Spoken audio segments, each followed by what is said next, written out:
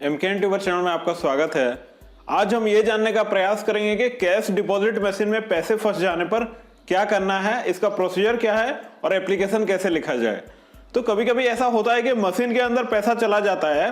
Cash deposit machine में हम जब अपना पैसा डिपॉजिट करने के लिए जाते हैं तो वहां पर मशीन के अंदर पैसा चला जाता है, लेकिन कुछ एरर आ जाता है, फिर अकाउंट में पैसा क्रेडिट नहीं होता है और वहां पर सर्वर एरर या टाइम आउट ऐसा कुछ एरर आ जाता है। तो ऐसे केसेस में सिंपली आपको ये करना है कि एक एप्लीकेशन लिखें और इस एप्लीकेशन को लेकर आप बैंक ब्रांच में सबमिट कर दें। जो पैसा है वो अकाउंट में क्रेडिट कर दिया जाएगा।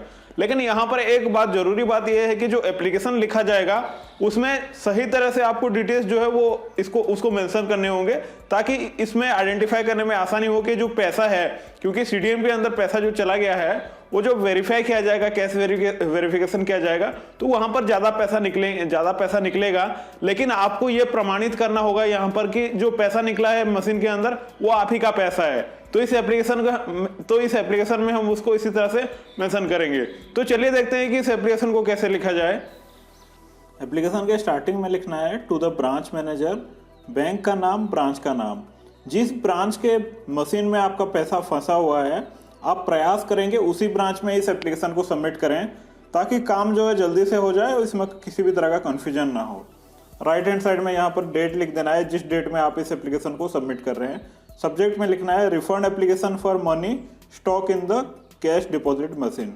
फिर next, respected sir, I am an account holder of dash branch, my account number is dash. यहाँ पर आपको बताना है कि किस ब्रांच में आपका अकाउंट है, ब्रांच का नाम है यहाँ पर आपको बताना है और अपना पूरा अकाउंट नंबर यहाँ पर आप लिख दें। उसके बाद फिर next, on date dash around dash I try to deposit a cash of Rs 10,000 in the cash deposit machine located at dash area.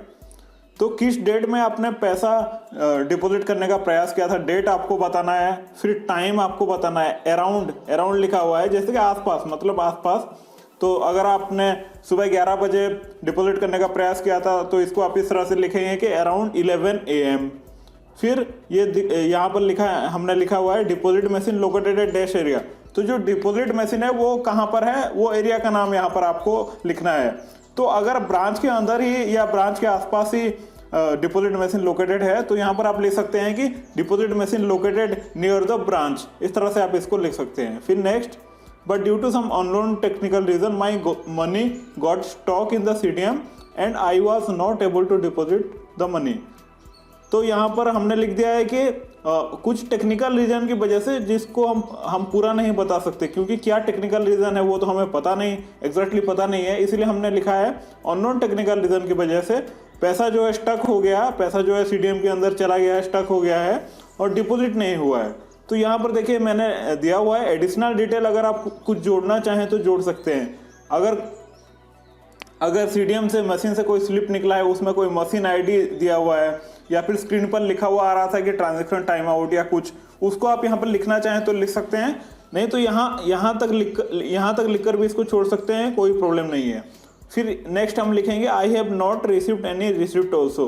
तो जो मशीन है उससे कोई अगर रिसिप्ट नहीं निकला है तो आपको ये सेंटेंस जो है लिखना है। लेकिन अगर रिसिप्ट निकला है, एक स्लिप निकला है वहां से जिसमें कुछ एरर शो हो रहा है, तो आप क्या करें कि उसका एक जेरोक्स कॉपी निकाल लें, फोटो कॉपी निकाल लें और इस एप्लीकेशन के साथ उसको अटैच कर दें, ताकि उसमें भी बहुत सारे डिटेल रहते हैं, जैसे कि टाइम, डेट, मशीन आईडी, क्या एरर हुआ है, एरर कोड, बहुत सारा डिटेल रहता है। अगर वो स्लिप निकला है तो उसको इसके साथ अटैच जरूर कर दें, उसका जेरोक्स कॉपी को अटैच करें, उसका जो ओरिजिनल है वो अपने पास ही रखें, उसको ओरिजिनल को भी आप फोटो खींच के या तो एक कॉपी करा के रखें, क्योंकि वो बाद में फिर मिट जाता है।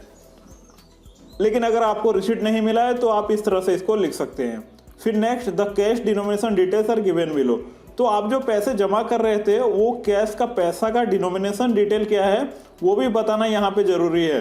कौन सा नोट कितना था, जैसे कि यहाँ पर हमने एग्जांपल लिया हुआ है कि 500 का 18 पीस नोट था और 200 का नोट 5 था। इस तरह से टोटल रुपीज 9,000 और 1,000 मिला के 10,000 हुआ है।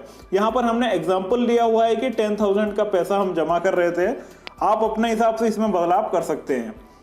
फिर नेक्स्ट हम लिखेंगे, लास्ट में हम लिखेंगे kindly do the needful your faithfully. यहाँ पर आपको साइन कर देना है, फिर नाम, पता, account number, mobile number, email ID आपको लिख देना है। इस तरह से हम इस एप्लीकेशन को लिख सकते हैं। अगर आप इसमें अपने तरफ से कोई बदलाव करना चाहें तो भी कर सकते हैं। और अगर आप इसका पीडीएफ फाइल को फ्री में डाउनलोड करना चाहते हैं तो आप हमारा टेलीग्राम चैनल से इसको फ्री में डाउनलोड कर सकते हैं। उसका लिंक आपको नीचे डिस्क्रिप्शन में मिल जाएगा। अगर आपका इससे जुड़ा कोई सवाल है, कोई कंफ्यूजन है, तो नीचे कमेंट्स में जरूर लिखें और इस वीडियो को एक लाइक कर दीजिए। चैनल के साथ जुड़े रहने के लिए चैनल को अभी सब्सक्राइब कर दीजिए। आज के लिए बस इतना ही। धन्यवाद। नमस्कार।